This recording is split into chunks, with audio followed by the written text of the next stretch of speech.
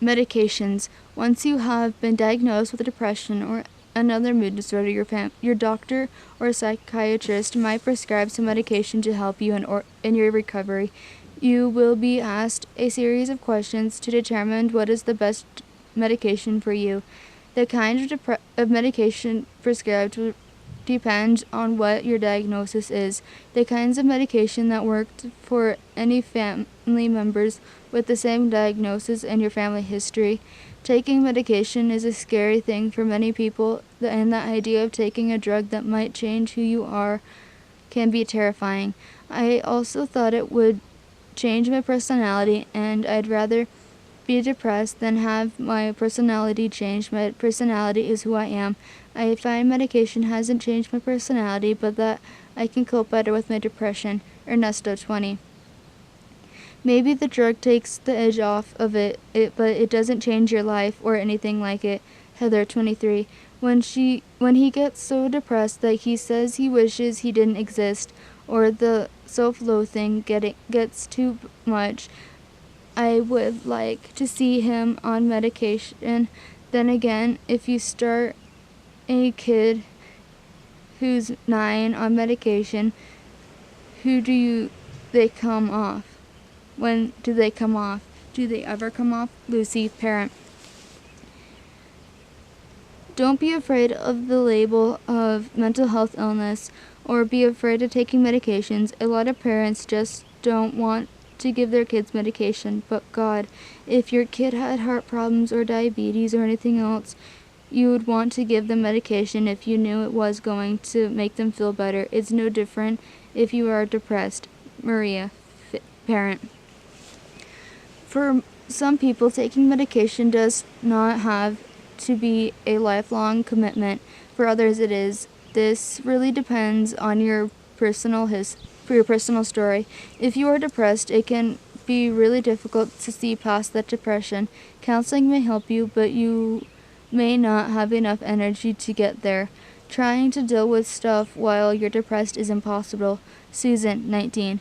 Sometimes an antidepressant can get you over the hump of feeling sad. There can clear the way to your recovery by giving you the energy and hope you need to start talking about how you feel with someone who can help you. You may not need to be on medication for a long time, but antidepressants might be required to get your recovery started. So the combination of getting the right medication and being in a treatment program where they taught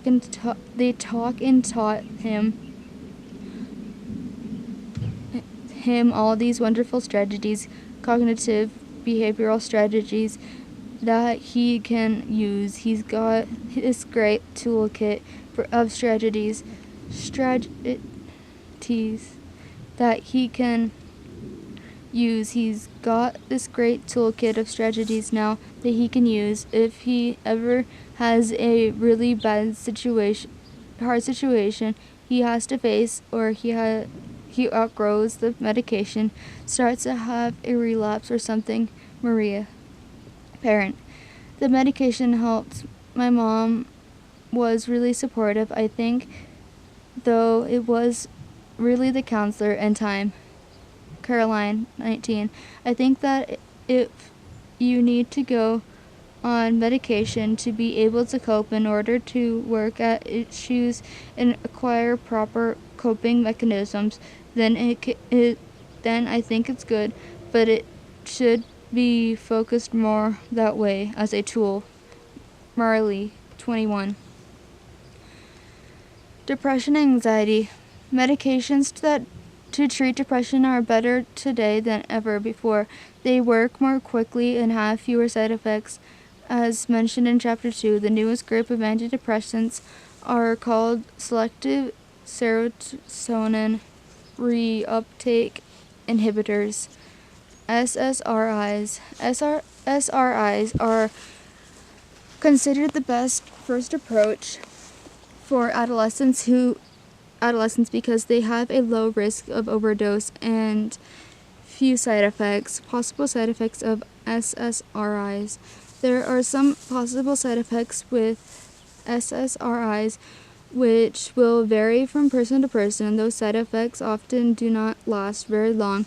They may include fluctuation in weight, interference in sexual functioning, including inability to achieve orgasm in girls and delay in ejaculation in boys, lack of energy, agitation, nausea, skin rash, headache, and slight hand tremors. Some people will not experience any of these, while others will experience more. If your side effects are significant, tell your doctor so that your medication can be changed. Some may produce worse side effects than others, or your dosage altered. A low dosage may reduce the side effects. SSRIs. You will probably recognize the brands of some of the SSRIs that might be prescribed to you: Prozac, Paxilix, and Celex, and etc. They may also be referred to by their generic names: fluoxetine, sertraline, paroxetine, and citalopram.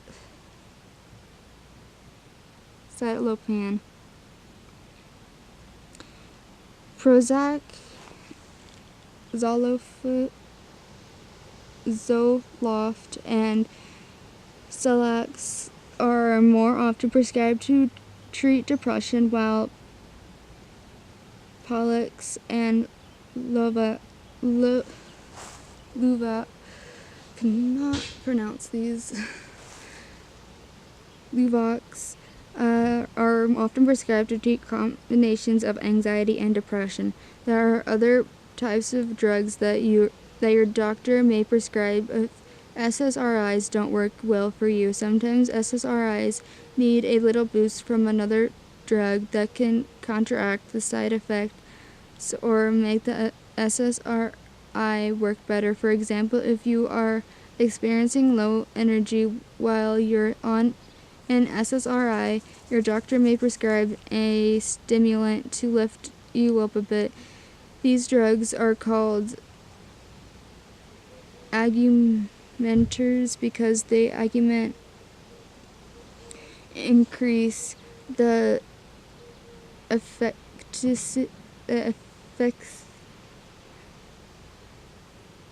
of SSRIs. Augmenters can include a various of drugs depending on your issues, including Ritalin. MAOIs. There is another classification of drugs that can be used to treat depression. They are called monoaminoidase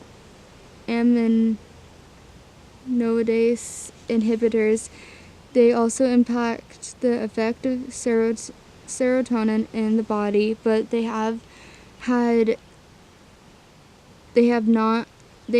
not been proven effective in adolescents. In fact, they can be quite dangerous as they can interact with other drugs and foods. Because of their unreliability, they are prescribed only when SSRIs are ruled out, and they must be monitored closely. Atypical antidepressants. If SSRIs don't work well for you, your doctor might prescribe another group of medications known as atypical antidepressants. These drugs affect a whole bunch of neurotransmitters, not just serotonin. These medications include Effexor, Surzone, and Wellbutrin.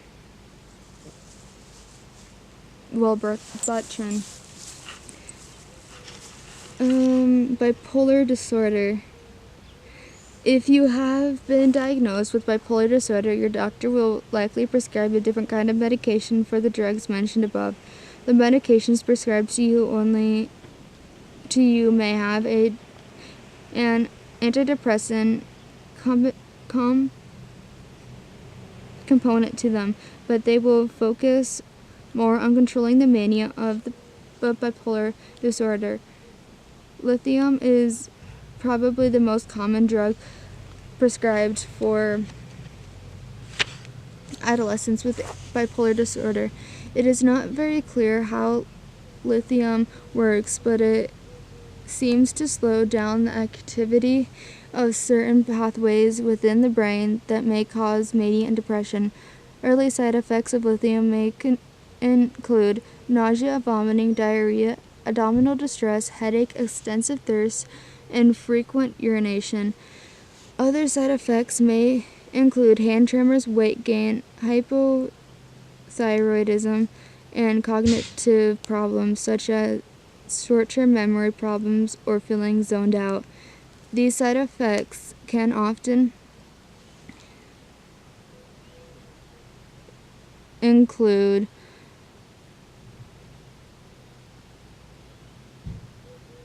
be stabilized by having your doctor adjust your dosage.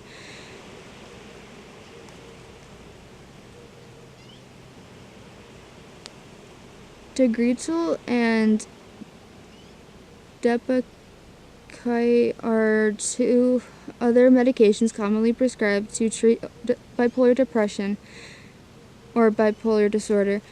They are both anti-maniac and anti-convulsant drugs. Side effects of these drugs can include nausea, sedation, dizziness, drowsiness, headache, rash, and weight gain. It is important to understand that both of these drugs may interact